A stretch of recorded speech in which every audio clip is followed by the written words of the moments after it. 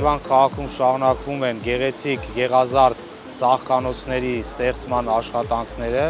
Այս պահին գտնվում ենք Սայաթ-Նովա Աբովյան փողոցների խաչմերուկներում, Սուրբ Աննա եկեղեցու ձախակողմյան հատվածում, որտեղ ստեղծվում է մի նոր հիասքանչ, հիանալի,